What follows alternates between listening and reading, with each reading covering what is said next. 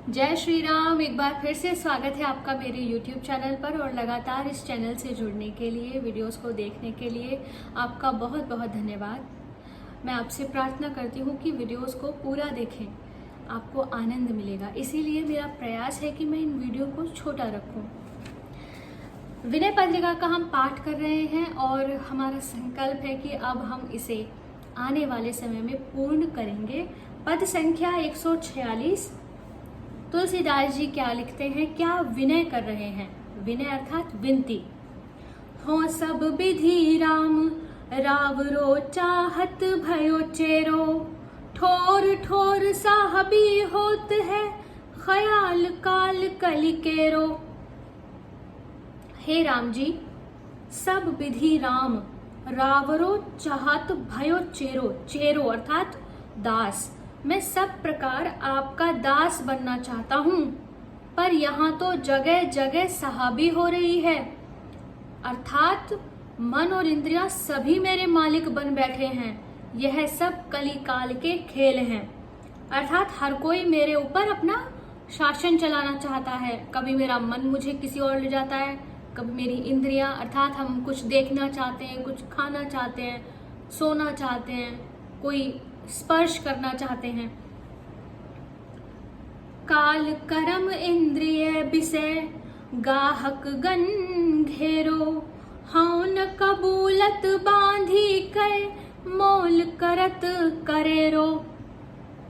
काल कर्म और इंद्रिय रूपी ग्राहकों ने मुझे घेर रखा है। जब मैं उनके हाथ बिकना कबूल नहीं करता, तब वे मुझे बांधकर मुझ पर कड़ा दाम चढ़ाते हैं, अर्थात जैसे तैसे लालच दिखाकर अपने वश में करना चाहते हैं।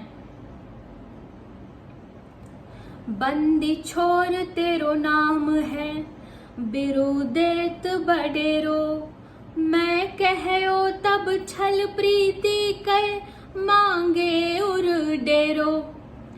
बंदी छोर तेरो नाम है, आपका नाम जो है वो बंदी, बंधन से छुड़ाने वाला है।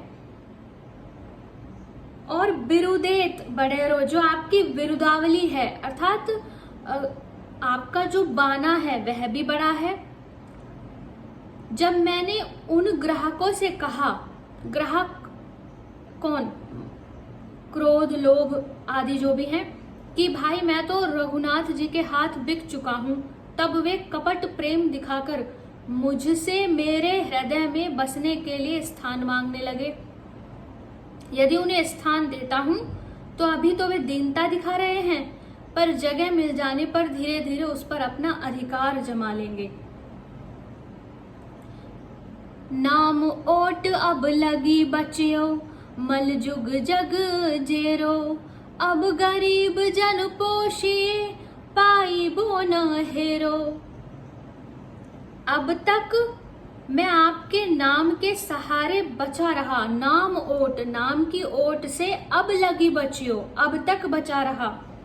मल जुग जग जेरो, पर अब तो यह कलयुग मुझे जेर किए है।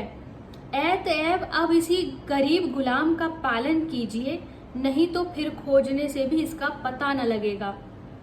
जेहि को तुक बक स्वान को, हे नाथ, आपने जिस लीला से पक्षी उल्लू का कुत्ते का फैसला कर दिया था, उसी लीला से इस कलयुग से यह भी कह दीजिए कि तुलसी मेरा है।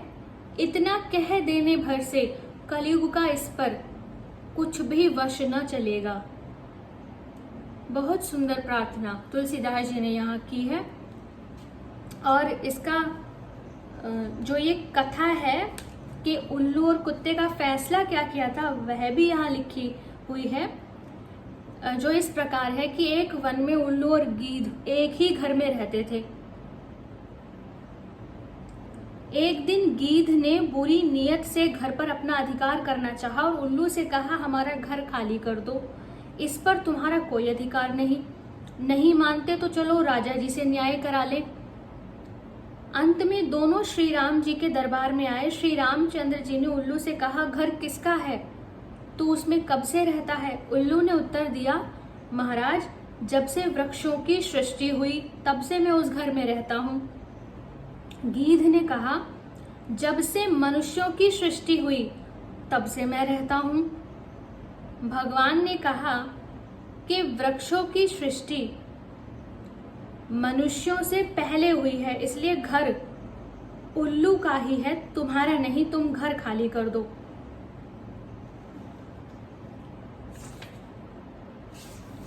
एक दिन श्री राम जी के दरबार में एक कुत्ता आया और रोता हुआ कहने लगा, महाराज, तीर्थ सिद्धि नामक ब्राह्मण ने बिना ही अपराध लाठी से मेरा सिर फोड़ दिया, आप मेरा न्याय कर दीजिए। भगवान ने ब्राह्मण को बुलाया और उससे पूछा कि तुमने निरपराध कुत्ते के सिर पर क्यों लाठी मारी। ब्राह्मण ने कहा कि मैं भीख मांगता फिरता था, इसे मैंने रास्ते से हटाया, जब यह ना हटा तब मैंने लकड़ी मार दी। ब्राह्मण को अदंडनीय समझकर भगवान विचार करने लगे। इतने में कुत्ते ने कहा कि भगवान, आप इसे कालिंजर का महंत बना दीजिए। मैं भी पूर्व जन्म में एक महंत था, भक्षा भक्ष्य खाने से मुझे कुत्ता होना पड़ा। मेहनती बहुत बुरी है। कुत्ते के कहने पर भगवान ने उसे कालिंजर का महंत बना दिया।